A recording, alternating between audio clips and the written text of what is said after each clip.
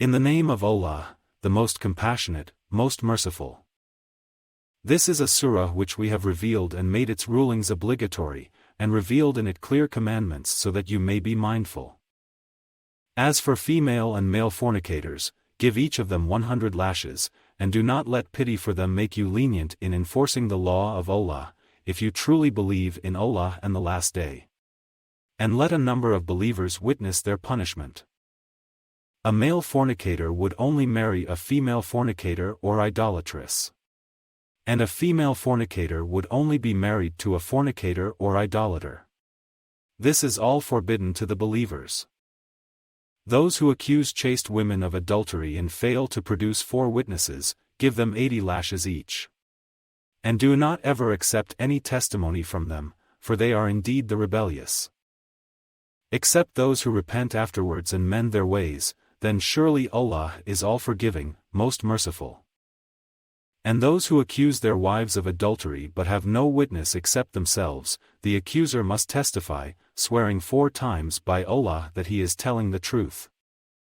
And a 5th oath that Allah may condemn him if he is lying. For her to be spared the punishment, she must swear 4 times by Allah that he is telling a lie. And a 5th oath that Allah may be displeased with her if he is telling the truth.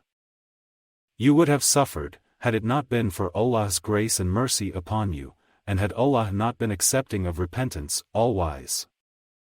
Indeed, those who came up with that outrageous slander are a group of you. Do not think this is bad for you. Rather, it is good for you. They will be punished, each according to their share of the sin. As for their mastermind, he will suffer a tremendous punishment. If only the believing men and women had thought well of one another, when you heard this rumor, and said, "This is clearly an outrageous slander." Why did they not produce 4 witnesses? Now, since they have failed to produce witnesses, they are truly liars in the sight of Allah. Had it not been for Allah's grace and mercy upon you in this world and the hereafter, you would have certainly been touched with a tremendous punishment for what you plunged into. When you passed it from one tongue to the other, and said with your mouths what you had no knowledge of, taking it lightly while it is extremely serious in the sight of Allah. If only you had said upon hearing it, "How can we speak about such a thing? Glory be to you, O Lord. This is a heinous slander." Allah forbids you from ever doing something like this again, if you are true believers.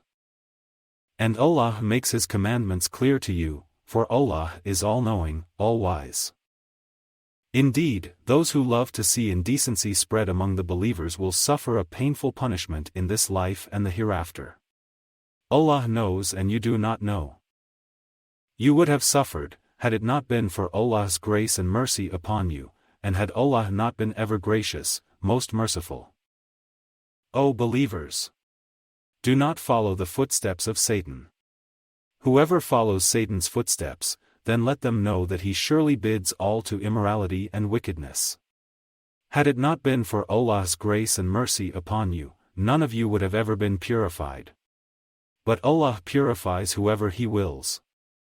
And Allah is all-hearing, all-knowing. Do not let the people of virtue and affluence among you swear to suspend donations to their relatives, the needy, and the emigrants in the cause of Allah. Let them pardon and forgive. Do you not love to be forgiven by Allah? And Allah is all-forgiving, most merciful. Surely those who accuse chaste, unsuspecting, believing women are cursed in this life and the hereafter. And they will suffer a tremendous punishment. On the day their tongues, hands, and feet will testify against them for what they used to do. On that day, Allah will give them their just penalty in full, and they will come to know that Allah alone is the ultimate truth. Wicked women are for wicked men, and wicked men are for wicked women. And virtuous women are for virtuous men, and virtuous men are for virtuous women. The virtuous are innocent of what the wicked say. They will have forgiveness and an honorable provision. O believers! Do not enter any house other than your own until you have asked for permission and greeted its occupants. This is best for you, so perhaps you will be mindful. If you find no one at home, do not enter it until you have been given permission. And if you are asked to leave, then leave. That is purer for you. And Allah has perfect knowledge of what you do. There is no blame on you if you enter public places where there is something of benefit for you. And Allah knows what you reveal and what you conceal. O Prophet! Tell the believing men to lower their gaze and guard their chastity. That is purer for them. Surely Allah is all aware of what they do. And tell the believing women to lower their gaze and guard their chastity, and not to reveal their adornments except what normally appears. Let them draw their veils over their chests, and not reveal their hidden adornments except to their husbands, their fathers-in-law, their sons, their stepsons, their brothers' sons or sisters' sons, their fellow women, those bondwomen in their possession, male attendants with no desire, or children who are still unaware of women's nakedness. Let them not stomp their feet, drawing attention to their hidden adornments. Turn to Allah in repentance altogether, O believers, so that you may be successful.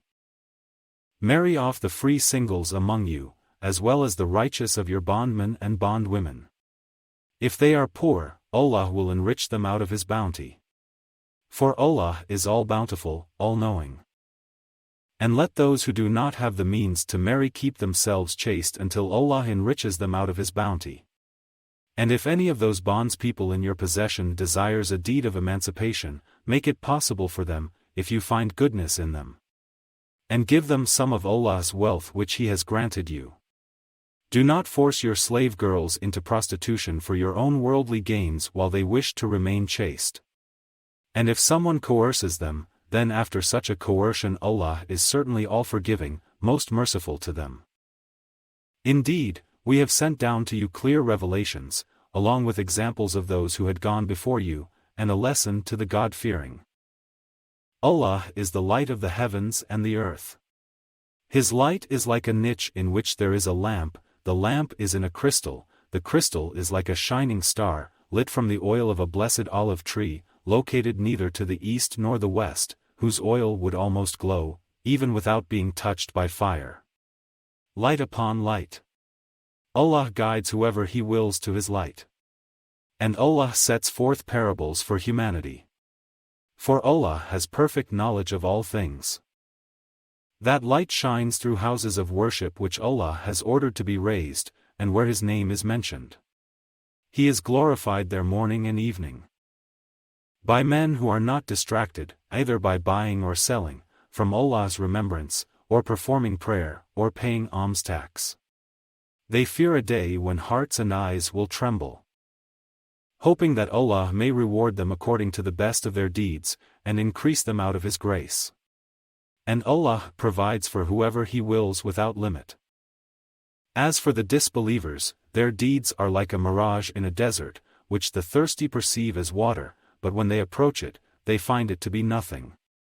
Instead, they find Allah there in the hereafter, ready to settle their account. And Allah is swift in reckoning. Or their deeds are like the darkness in a deep sea, covered by waves upon waves, topped by dark clouds. Darkness upon darkness. If one stretches out their hand, they can hardly see it. And whoever Allah does not bless with light will have no light.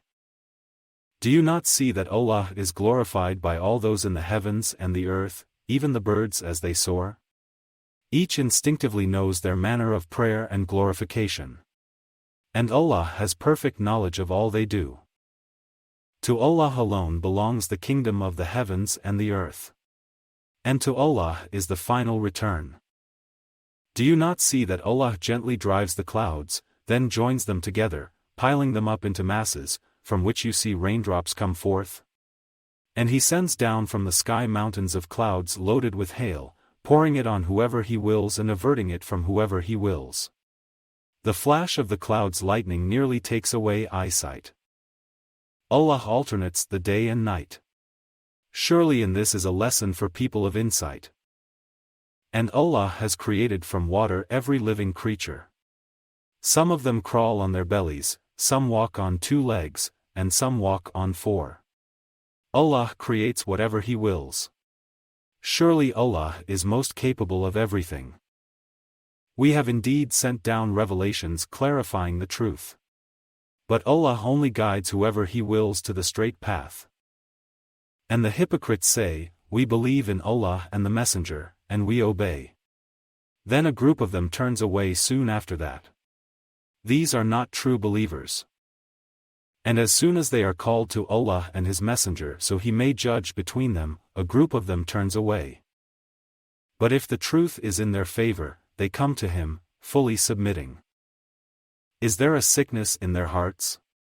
Or are they in doubt?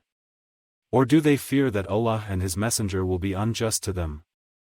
In fact, it is they who are the true wrongdoers. The only response of the true believers, when they are called to Allah and His Messenger so He may judge between them, is to say, "We hear and obey." It is they who will truly succeed. For whoever obeys Allah and His Messenger, and fears Allah and is mindful of Him, then it is they who will truly triumph. They swear by Allah their most solemn oaths that if you, O Prophet, were to command them, they would certainly march forth in Allah's cause. Say, you do not have to swear, your obedience is well known. Surely Allah is all aware of what you do. Say, obey Allah and obey the Messenger. But if you turn away, then He is only responsible for His duty and you are responsible for yours. And if you obey Him, you will be rightly guided. The Messenger's duty is only to deliver the message clearly. Allah has promised those of you who believe and do good that He will certainly make them successors in the land, as He did with those before them, and will surely establish for them their faith which He has chosen for them, and will indeed change their fear into security, provided that they worship Me, associating nothing with Me. But whoever disbelieves after this promise, it is they who will be the rebellious. Moreover, establish prayer, pay alms tax, and obey the Messenger, so you may be shown mercy. Do not think, O Prophet, that the disbelievers can escape in the land. The fire will be their home. Indeed, what an evil destination. O believers! Let those bondspeople in your possession and those of you who are still under age ask for your permission to come in at 3 times, before dawn prayer, when you take off your outer clothes at noon, and after the late evening prayer. These are 3 times of privacy for you. Other than these times, there is no blame on you or them to move freely, attending to one another. This is how Allah makes the revelations clear to you, for Allah is all-knowing, all-wise. And when your children reach the age of puberty, let them seek permission to come in, as their seniors do. This is how Allah makes His revelations clear to you, for Allah is all-knowing, all-wise. As for elderly women past the age of marriage, there is no blame on them if they take off their outer garments, without revealing their adornments. But it is better for them if they avoid this altogether. And Allah is all-hearing, all-knowing. There is no restriction on the blind, or the disabled, or the sick. Nor on yourselves if you eat from your homes, or the homes of your fathers, or your mothers, or your brothers, or your sisters, or your paternal uncles, or your paternal aunts, or your maternal uncles, or your maternal aunts, or from the homes in your trust, or the homes of your friends. There is no blame on you eating together or separately. However, when you enter houses, greet one another with a greeting of peace from Allah, blessed and good. This is how Allah makes His revelations clear to you, so perhaps you will understand. The true believers are only those who believe in Allah and His Messenger, and when they are with Him on a public matter, they do not leave without His permission. Indeed, those who ask your permission, O Prophet, are the ones who truly believe in Allah and His Messenger. So when they ask your permission for a private matter, grant permission to whoever you wish and ask Allah's forgiveness for them. Surely Allah is all-forgiving, most merciful. Do not treat the Messenger's summons to you as lightly as your summons to one another. Allah certainly knows those of you who slip away, hiding behind others. So let those who disobey His orders beware, for an affliction may befall them, or a painful torment may overtake them. Surely to Allah belongs whatever is in the heavens and the earth. He knows well what you stand for. And on the day all will be returned to Him, He will inform them of what they did. For Allah has perfect knowledge of all things.